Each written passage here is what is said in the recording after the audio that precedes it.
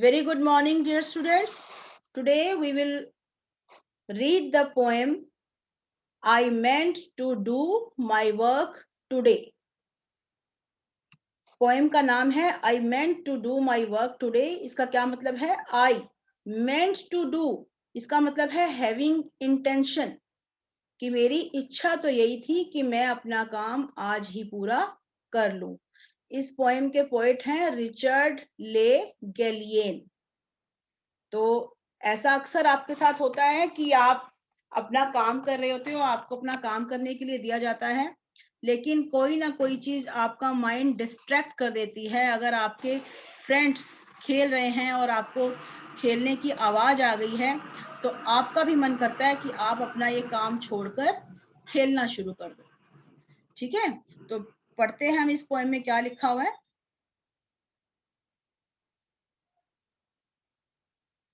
I meant to do my work today, but a brown bird sang in the apple tree, and a butterfly flitted across the field, and all the leaves were calling me. And the wind went sighing over the land, tossing the grasses to and fro, and a rainbow held out its shining hand. So what could I do but laugh and go? Read again. I meant to do my work today. अभी मैंने आपको बताया है meant to do, mean to do का मतलब होता है कि having a intention, इच्छा होना, कि मेरा मन तो यही था, मेरी इच्छा तो यही थी कि मैं अपना काम आज ही कर लूं, my work today, कि मैं अपना काम आज ही पूरा कर लूं। But लेकिन a brown bird sang in the apple tree, लेकिन एक ब्राउन कलर का बर्ड जो है एप्पल ट्री में गा रहा था। सैंग मैंने वो गाने लगा। सिंग का मतलब गाना होता है, सैंग का मतलब गाने लगा। ये देखो, look at the picture, a brown bird sang in the apple tree, लेकिन एक ब्राउन कलर का बर्ड एप्पल ट्री में गाने लगा। And a butterfly flitted across the field, और एक बटरफ्लाई तितली, फ्लिटेड का मतलब क्या होता है? देखो, फ्लू अवे क्विकली, तेजी से उड़ गई, जल्दी से उड़ गई, और एक बटरफ्लाई जो है वो जल्दी से उड़ गई अक्रॉस द फील्ड। फील्ड क्या होते हैं? खेत या कोई मैदान। ठीक है, खेत या फिर कोई मैदान। और एक बटरफ्लाई जो है वो मैदान से होकर या खेत से होकर जल्दी से उड़ गई। Look here. These are the butterflies. These are flying across the field. And all the leaves were calling me. और सारे के सारे leaves जो थे, पत्ते, वो मुझे बुला रहे थे। उसको ऐसा लग रहा है कि सारे के सारे पत्ते मुझे बुला रहे थे। And the wind went sighing over the land. Wind क्या होती है? हवा। Wind हवा। Went sighing, sighing का मतलब क्या होता है? breathing out slowly and noisily, गहरी सांस लेना। breathing मतलब सांस लेना धीरे से और शोर से। जब आप गहरी सांस लेते हो तो देखो आपकी सांस लेने की ना आवाज आती है ऐसे। आप ध्यान से सुनने की कोशिश करना। जब इस तरह से कोई सांस लेता है कि सांस लेने की आवाज आए, तो उसको बोलते हैं साई, SIGH, गहरी सांस लेना ऐसे।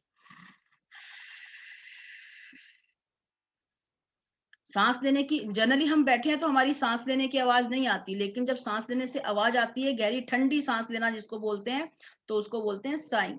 और जो हवा जो है वो धरती के ऊपर गहरी सांस ले रही है।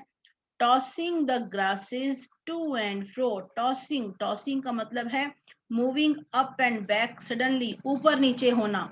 टॉसिंग का मतलब है ऊपर नीचे होना। जो घास है वो ऊपर नीचे हो रही है। To and fro, to and fro का मतलब है आगे पीछे होना, पहले एक डायरेक्शन में फिर दूसरी डायरेक्शन में। ये देखो, पहले एक बार आगे एक बार पीछे, आगे पीछे, आगे पीछे, आगे पीछे, जब तेज हवा चलती है तो लंबी लंबी घास कैसे लहलहाती है खेत के अंदर, ऐसे लहराती है ना, ऐसे आगे पीछे आगे पीछे। तो उस एक्शन को बोलते हैं to and fro. To and fro, दोबारा से पढ़ेंगे इस लाइन को। And the wind went saying over the land, कि हवा जो है वो धरती के ऊपर से गहरी सांसें लेती हुई चल रही है। टॉसिंग द ग्रासेस, और वो हवा क्या कर रही है, घास को ऊपर नीचे कर रही है और आगे पीछे कर रही है। हवा से घास मतलब कि लहर लहराने लगी, आगे पीछे ऊपर नीचे आगे पीछे ऊपर नीचे। And A rainbow held out it's shining hand, और एक rainbow Indradhanush held out it's shining hand, उसने अपना चमकता हुआ हाथ मुझे दिखाया। मतलब कि आसमान में रेनबो निकल आया। सचमुच में हाथ थोड़ी निकालता है रेनबो।